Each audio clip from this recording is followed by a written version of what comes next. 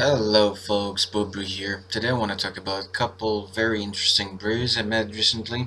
These are prototype decks, not really tested out. This is just theory crafting, but very careful and very detailed theory crafting. So I'm gonna show you Esper control and blue-red tempo, not the control deck, but the really all-in kind of combo-ish tempo deck. So yeah. Fast forward the Esper control. Basically, the idea of the deck is just put all the cool cards that are answering um, all the major threats in the format and then put them into one deck, but also try not to, make it just a collection of good cards, but also have an idea behind it. So I'm gonna go through a few specific cards. I'll try to do it quickly. Um, Maybe we're actually like living the blue-red drape for the next vid, so sorry for that. My mind is going, in all the peculiar ways. So I didn't like the 5 mana Lily in this deck, so this is why this threats package is a bit different. So, okay, let's go quickly first through the cards that I think just answer the format. This one, okay, it dies to push, dies to disintegration, but if it's not answered, it gives you enough time, enough life points. Maybe if the opponent just does not straight ahead draws a removal for it, it staves off their entire turn. So it acts as like a fog if they don't find something about it right away. This guy. So he helps against zombies, he gains your life, he blocks pretty much everything from Marvel in the early turns too, so that's good. This is not exactly answer, but I'll talk about him soon. So this is just a staple if you want to play black and want to play control. So this is basically one of the cards behind making this deck. It cycles, answers Marvel, answers Ulamog, answers pretty much everything. So just a flexible cheap counterspell.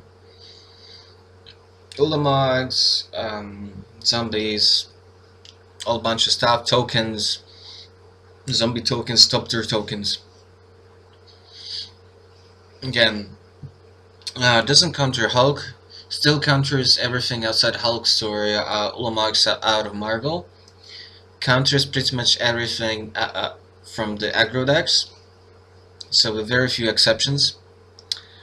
Again, zombies, vehicles, planeswalkers, Ulamogs. Then again, zombies, Ulamogs. Pretty much everything, and in this deck, it's actually not that hard to switch on Delirium, especially like because you're running stuff like Cast Out, for example. 25 lands. Yeah, so just a one-off because we actually don't have just that huge amount of instance. And just like good value, flashback in Unmaking, for example. Just probably one of the best win conditions for decks like this because we have 4 actually master moves. I'm not sure if that's actually correct, but we do want the life gain, and the ref effects don't really hurt us. So Glimmer, just because it's a cool like draw card, I'm not sure, maybe this deck wants something different or just different numbers of those draw spells. Maybe you want to substitute one with the Painful Truce, but then again, you do have enough instance to go to play this draw goal, so you're not really a tap out deck. That's the point. Mana base is not like perfect here, you can play around with the numbers. Moving on to sideboard. So yeah, rejection for Marvels and Ulamogs, just as a one-off because it's a narrow card. Right now there are not like that many targets outside of Marvels. Okay, vehicles sometimes and Scroungers, but you're probably not siding this in against Mardu. I don't think so, just because that They're gonna transform the deck a lot, but they're probably still keeping the Scoundrels in the hearts against you. So maybe this is not that bad, especially because you can pitch the way with the pull, things like that.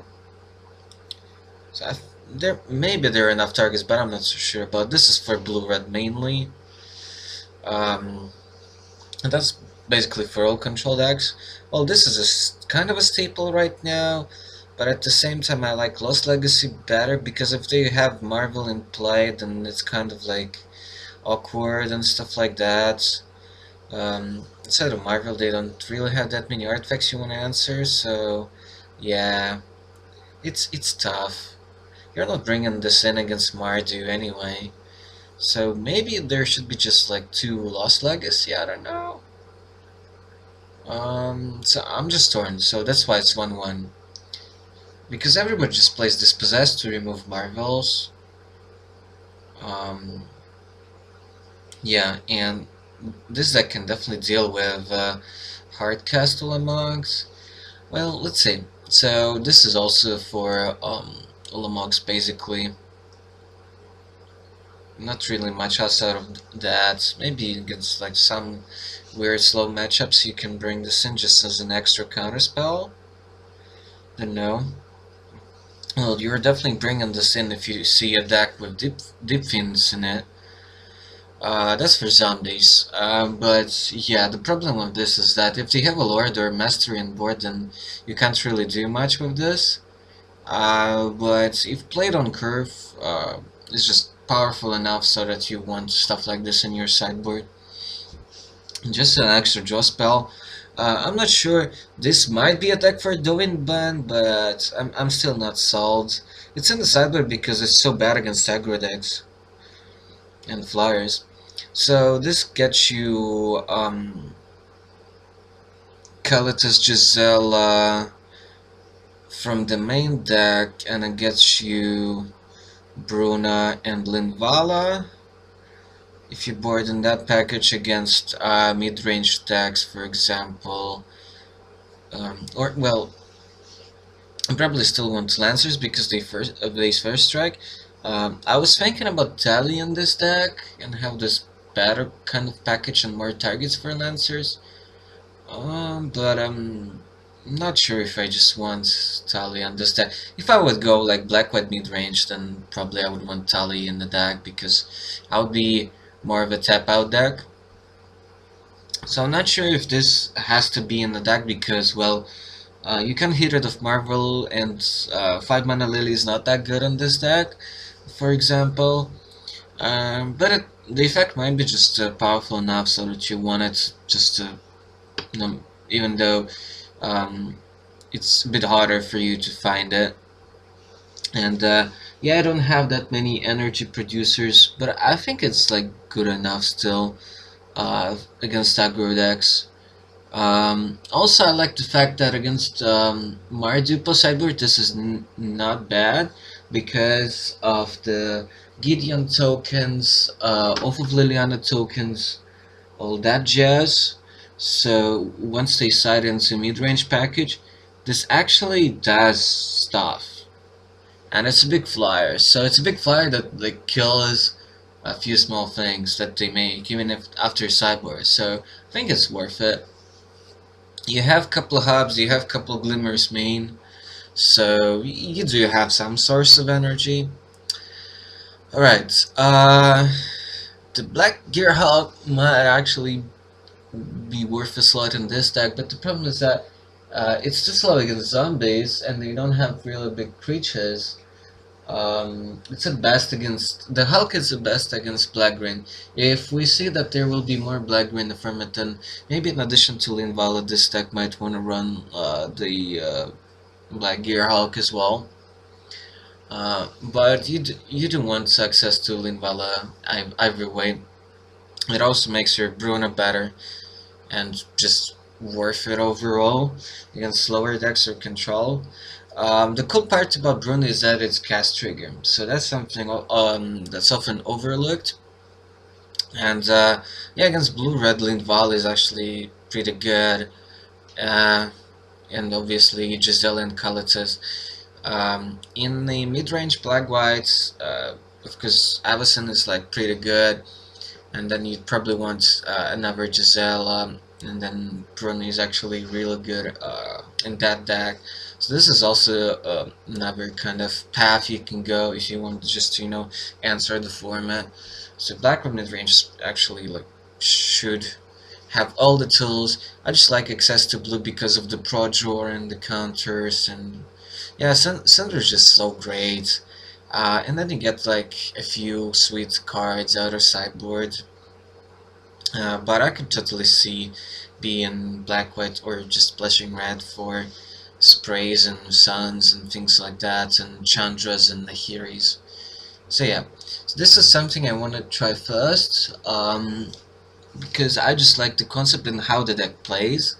But you can kind of go to the left with Mario mid-range, with like not just vehicles but actual mid-range, and you can go to another side. You can go for straight black white and just have a more consistent deck. This one is just a bit all over the place, and I'm telling you, this is probably not the final version. This is probably not like the absolute truth, but it's the start. It's the prototype. Yeah, and finally we have the Sphinx of Final Word for all the controls and so on.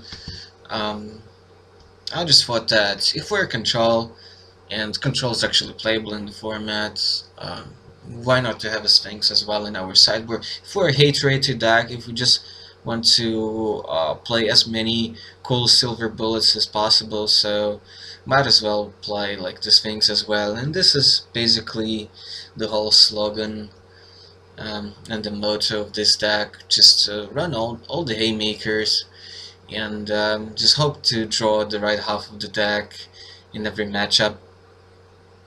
You can play with the numbers, but it's just something I really like.